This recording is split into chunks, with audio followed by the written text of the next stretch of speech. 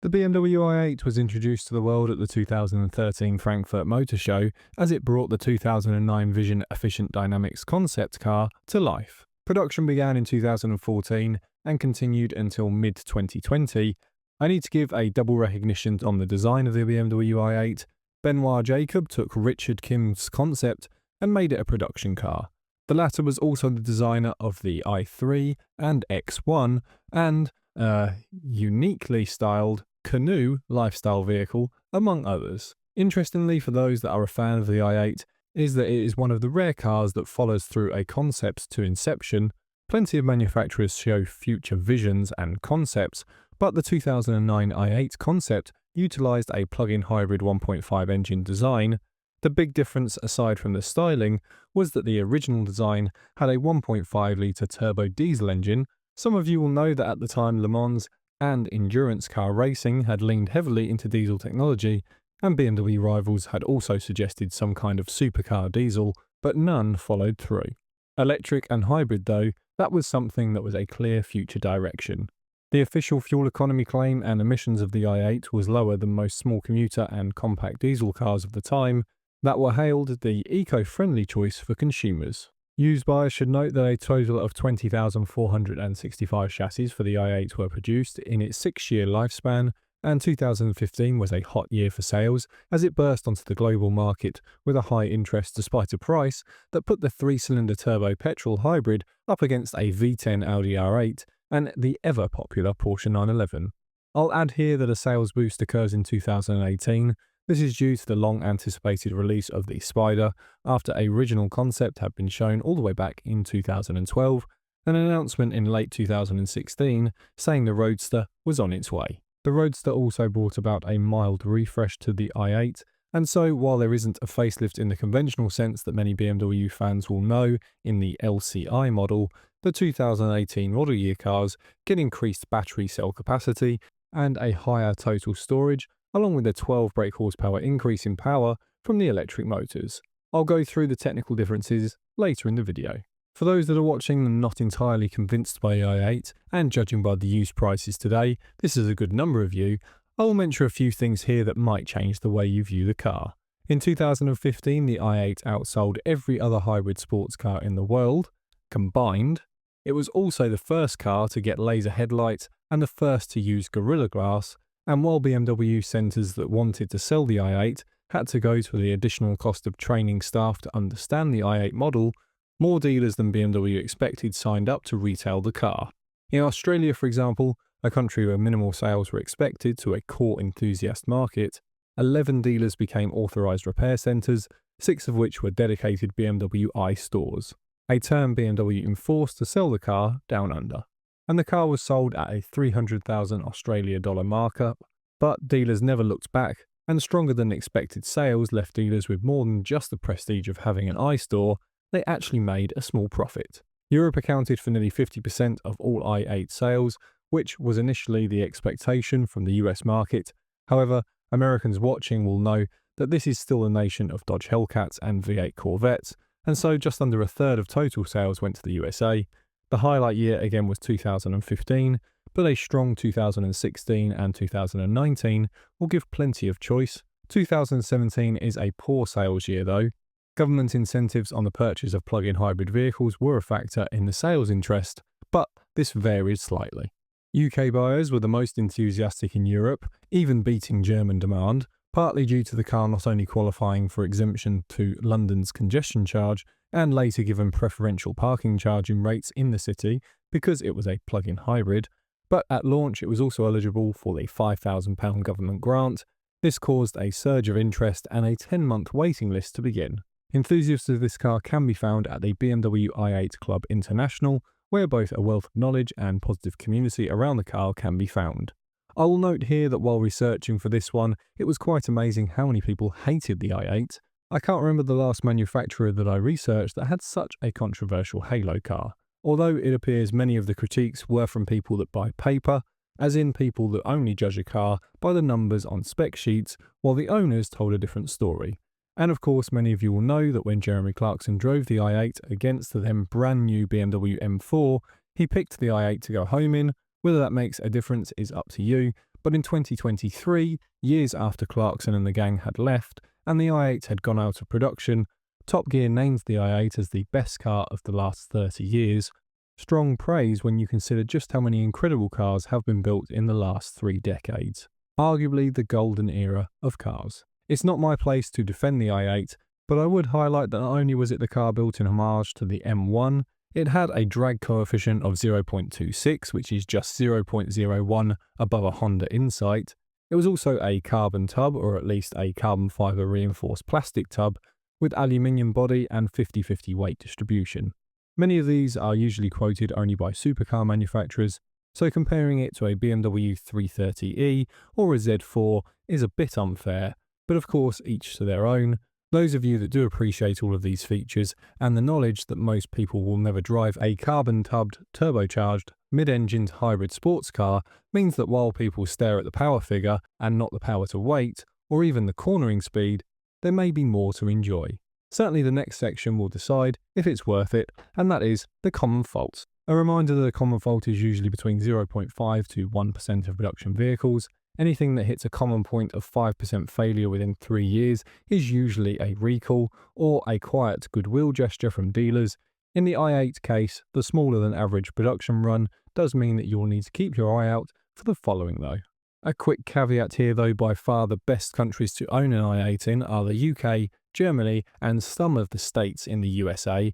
This is because they were common enough to have specialists to support their ongoing maintenance and understand issues before they cause a larger fault.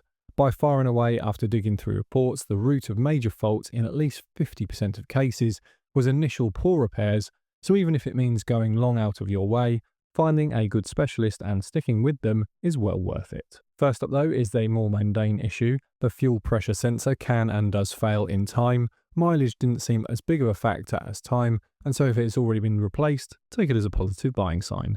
Software faults were an annoyance, but fortunately didn't leave too many drivers stranded.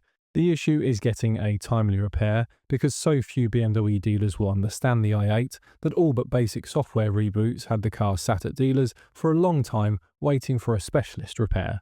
A drivetrain cannot restart warning will mean a fault from the high voltage battery modules.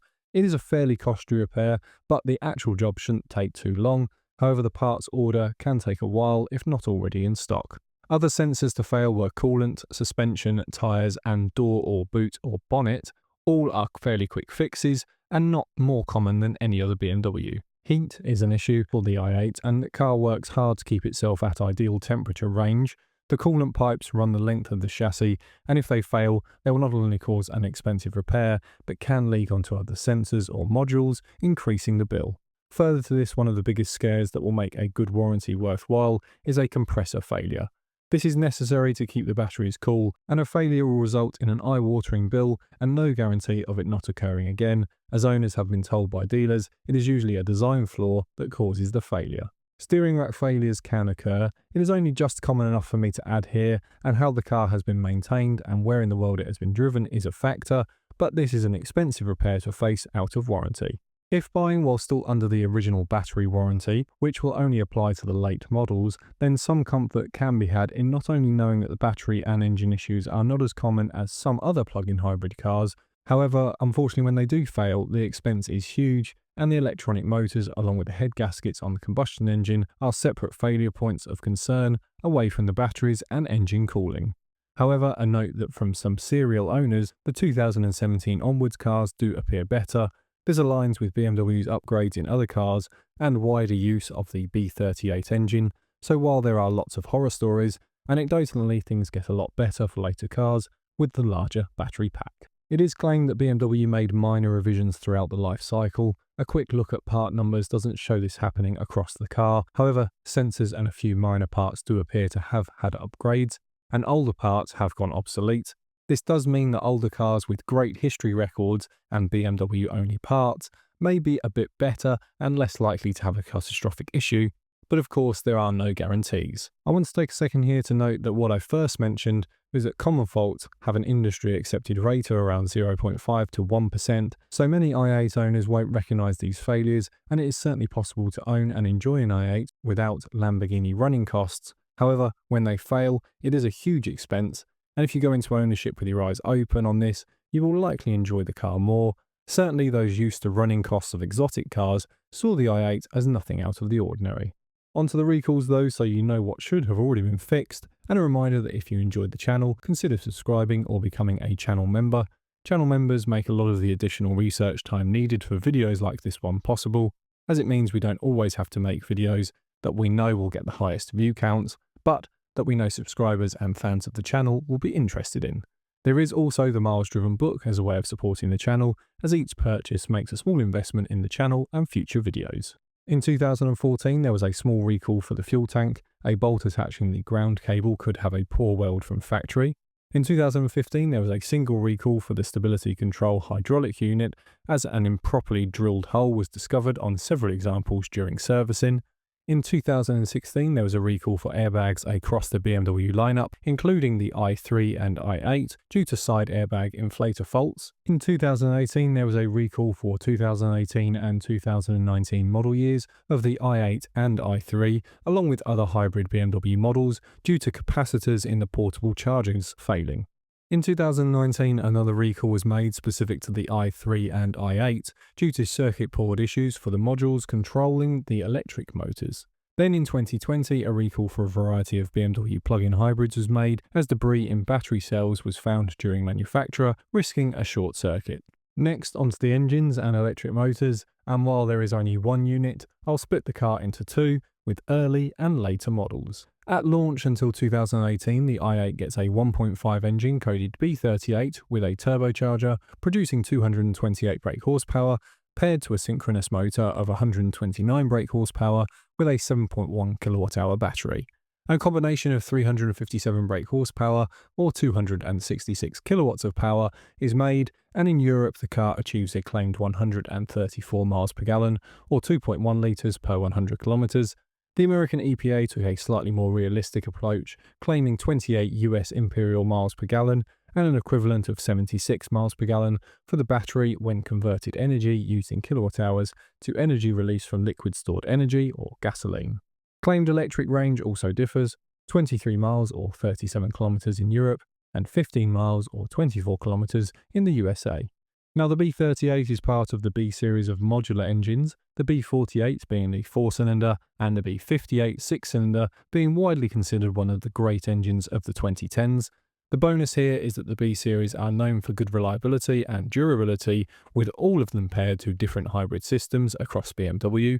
However, the B38 in the i8 has been susceptible to overheating and needing timing chain replacements in those early versions. None of the B38 engines are forgiving to poor maintenance, so if unsure, get an oil service done if the owner hasn't kept a record of what oil has been used. Obviously, this is less of a concern if it has a full main dealer history. Timing chains are getting replaced on the i8 as preventative maintenance by many owners at around 70 to 80,000 miles or 110 to 130,000 kilometers. While this isn't and wasn't designed to be a supercar engine, many journalists, both at release and looking back, actually like the engine because it is slightly coarse and buzzier than the two bigger brothers. This also adds a little bit of drama back to the car that didn't need to be made any smoother. It also asks more of the driver. Push this engine and you'll get power, but its low-end torque relies heavily on the hybrid system. Then in 2018, BMW set about reworking the i8. Some claim the i8 was not sold in 2018, which is untrue. Its production was limited, and the gap between the last of the older versions and first of the newer versions is more obvious at the factory than at dealers that held on to showroom models until the delivery of the refreshed model was confirmed, at which point showroom models were generally sold at a strong discount. So, if you can still find a 2018 registered BMW i8, just far fewer, and many will be 2019 model year cars sold at the end of 2018. For 2018, 2019, and those last few 2020 model cars, the powertrain is still the B38, carrying the same code extension of B38K15T0, but this time the electric motor was upped to 141 brake horsepower for a combined 369 brake horsepower, and the battery pack increased in size to 11.6 kilowatt hours. Battery cell capacity was increased from 20 amp hours in the previous model to 34 amp hours. The B38 gets placed in a much wider array of BMW cars from 2017, and although it retains the same code, it appears to be more reliable. Overall, the electric motors on both early and late models have been reliable, without any faults usually attributed to the battery packs, and more common on early cars.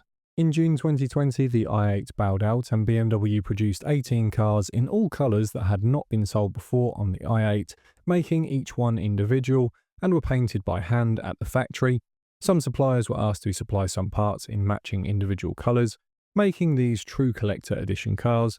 Director of the factory Hans-Peter Kemser said on the last day, "For the BMW i8 production to end with a finale like this is something we can all be very proud of." A successor to the i8 has not been announced and is unlikely, making the future of the i8 as it ages tough to gauge. Today there are some bargains in 2015 and 2014 built cars.